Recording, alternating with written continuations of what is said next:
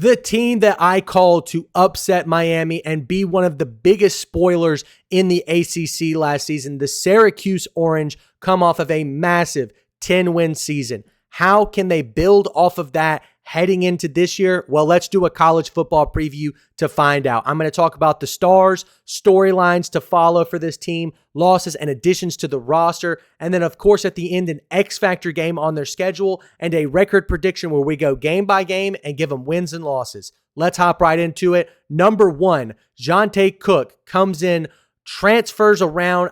He was originally at Texas, never really shined there, transferred to Washington. Something happened there in the offseason, and so he ends up at Syracuse, where I think he's finally found his home. I could be wrong about that. If that has changed or if that's going to change, I guess we will have to see. But next up, Darrell Gill Jr. This is one of the biggest guys for Syracuse. Last season had 500 yards, 18 yards per catch, good deep route or a good deep ball go-getter. I believe he's a big playmaker, somebody that's going to have to step up in a big way for Syracuse this upcoming season. Now, defensively, they still have some really good talent there. Deuce Chestnut, second in tackles on the team, 5 pass deflections. This guy is going to have to take over a ton of work from some of these departures that we're going to talk about in just a little bit. Next up, his co-safety, Devin Grant, 51 tackles, 2 sacks, 3 forced fumbles, 3 pass deflections, a guy that can do it all.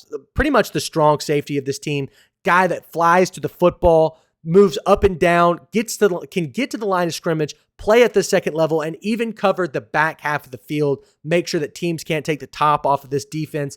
Last but certainly not least, Derek McDonald, middle linebacker. He is going to have to fill some major shoes. 51 tackles last season. I'm projecting that he's going to have like 90 to 100, maybe even 110 tackles this upcoming season for Syracuse, because the defensive side of the football has got some major work to do. Let's talk about Fran Brown. Looks like Syracuse struck gold. I mean, this guy came out of nowhere, a defensive back coach from Georgia, I believe, in his first year ever as a head coach, had a 10-win season. Only the second 10-win season in Syracuse football in the 21st century, or maybe since 2001. But I digress. It's important to note that Syracuse does not see this type of win total in one singular season. I mean, usually it takes 2, maybe even 3 seasons to get to 10 wins for Syracuse. Now, the combination of Kyle McCord, who was way better than a Syracuse-level school, but mix that with other guys like LaQuint Allen, Trevor Pena, it was basically lightning in a bottle. And that's exactly what they got. They did a phenomenal job building all of this talent in the offensive group, especially the skill position, and it shined. I stayed up until I think midnight watching the Syracuse versus UNLV game. It was one of the best games of the season. Back and forth battle. The offenses were just duking it out, and that's where I thought Kyle McCord was one of the best quarterbacks in college football. Now, I did, at the beginning of the season last year, as my college football preview, I did say that Syracuse was going to upset Miami at the end of the year. They did exactly that, as well as another school that I talked about, Georgia Tech. That being said, this season, there's a lot to take care of. Syracuse loses a ton. Let's talk about it. Kyle McCord, obviously, quarterback starting all of last season, transferred in from Ohio State. He's with the Eagles now, but he had 4,700 yards passing, 34 touchdowns. In the backfield with him, LaQuint Allen, 1,000 yards rushing, 16 touchdowns for the Orange last year. Wide receivers, Jackson Meeks, 1,000 yards. He goes to the Lions, 7 touchdowns. Trevor Pena apparently demanded a lot of NIL money in the offseason. Fran Brown just flat out said, we ain't got that type of money. And so he transfers to Penn State. 950 receiving yards, 9 touchdowns.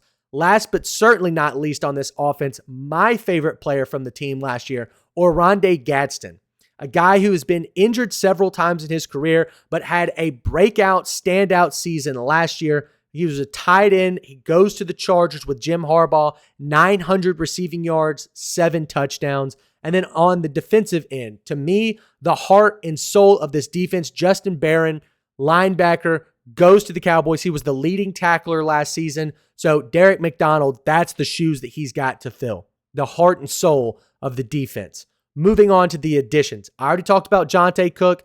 He's kind of just a question mark. Will he really succeed? Will he not? It all depends. I mean, he's got the requisite talent to do it. It's just all about whether or not he can put it on the field and put it on tape. We'll see. But the other additions that I want to talk about, TJ Ferguson, a journeyman offensive lineman. I believe he started at Alabama, transferred to Florida State. Now he transfers to Syracuse. He'll be starting there for sure. And then last but certainly not least, as an addition, Steve Angeli, Notre Dame quarterback. He was supposed to be in a quarterback battle this upcoming season, but I guess he just wanted the easy route. No disrespect. I'm just saying I think he wanted to have control of the team from the get-go because he wanted to build the chemistry with the ones rather than having to split reps. Completely understandable. He transfers here to Syracuse, but I'll talk about him as well as the rest of this offense in just a second. The second storyline that I want to talk about is this is going to be a much tougher year for Syracuse. I mean, not only do they lose a ton of talent to the draft and the portal, but the conference schedule is brutal. Not only do they have Clemson, Miami, and SMU this year, all playoff contending teams from last season, but all three of those games are on the road. Not to mention, they have to play a Notre Dame game on the road. Steve Angeli returns to his home to try to prove people wrong, but that's a really tough game. I mean, Notre Dame was in the national championship, for God's sakes. And then last but certainly not least, Tennessee in a quote-unquote neutral site game, I believe, in Atlanta to start the year. So truly 5 road games versus 4 playoff teams and Miami, who had a Heisman contending quarterback and the number 1 overall pick last year. So these teams are stacked, to say the least. I think Fran Brown has got his work cut out for him. I quite frankly don't see a ton of bright spots on the schedule for Syracuse, but we'll get into that in just a moment with our record prediction. Next up, let's talk about the offense. Syracuse probably lost the most offensive production out of any team in college football. Damn near 90% of the yards gained and touchdowns scored from last year have all either entered the transfer portal or moved on to the NFL. Unbelievable amounts of loss in terms of offensive production. How did they respond to that? To me, they grabbed a hodgepodge of guys, which is kind of what it looked like last year, but no big name guys like Kyle McCord, who was a previous starting quarterback at a national championship contending school in Ohio State. That's the big deal here. Syracuse, to me, did not bring any splash transfers. And so that's what I'm worried about here. Now, X Factor game. Game number 5 of the season. Duke comes into town, into the dome. It's not quite yet cold, but obviously doesn't matter. They're playing in a dome. I love that Syracuse, by the way, has a dome. I think it's one of the coolest college football venues in the country, but the hype around this team is just not there. Duke, however, has a ton of defensive continuity and consistency behind Manny Diaz. We'll see what happens in terms of their offense, but I am a true believer that they are going to be a good team in the ACC this upcoming season. So let's hop right into it. There's record prediction. First game on the list, Tennessee. They lose Nico Iamaleava, but I still don't think that that is going to be enough for me to say that Syracuse can compete in this game. Losing 90% of their offensive production is going to be the main reason in why I declare some of these losses. Let's move on. UConn. In my opinion, nobody is talking about UConn. This is a team that can win this game versus Syracuse. I will give Fran Brown the benefit of the doubt. I do think this defense is going to be better than they were last year. Somehow, some way, Fran Brown is going to be able to coach them up. But UConn is going to come in here and compete. I will give Syracuse the win for now, but just a note, if UConn wins that game, don't come to me and say, oh, you gave Syracuse the win. You were wrong. I'm saying this is going to be a competitive game. Next up, I'm not sure who the next game is. It's versus a no-name opponent, I believe. I'll have to double-check that while I'm recording. But let's move on to game number 4, Clemson, or it's on the road at Clemson. I do not think this is going to be a game where Syracuse can even come remotely close to competing in. Clemson is a national title contender. They have a Heisman contending quarterback in Cade Klubnik. That's not a game that I think they can win flat out. I mean, I know Fran Brown is a really talented coach, but Dabo Swinney is a top 5 coach in college football. This offensive group, the offensive line, the defensive line, every position basically that you look at, Clemson versus Syracuse, Clemson is better.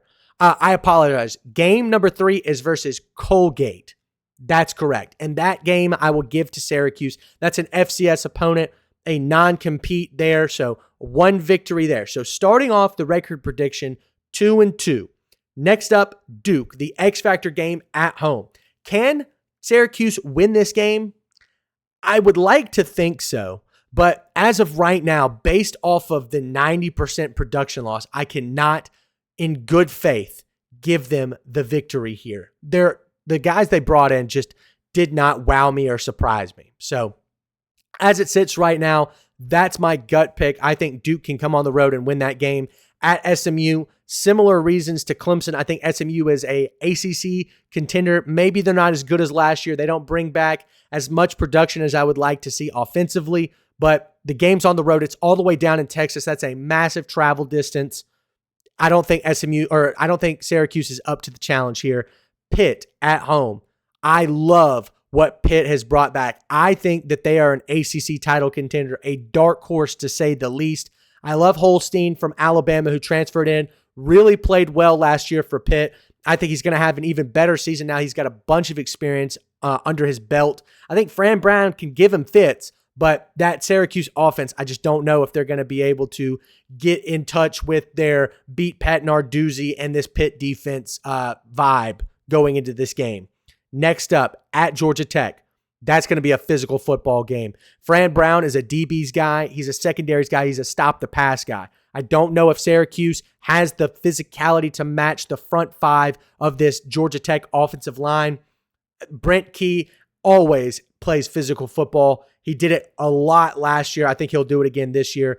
Jamal Haynes King, these guys are big bruising, or not necessarily big, but they're bruisers. They love to play physical football. They love to make contact. They're probably going to out-physical Syracuse here, and it's on the road. Next up, North Carolina coming into town.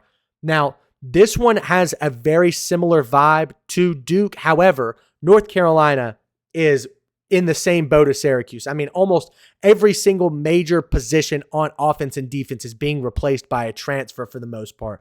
Is Gio Lopez a power 4 quarterback? I don't necessarily know. I mean, he didn't even have 3,000 yards passing at South Alabama last year, so we'll have to wait and see. I think Fran Brown versus Bill Belichick is a really interesting matchup.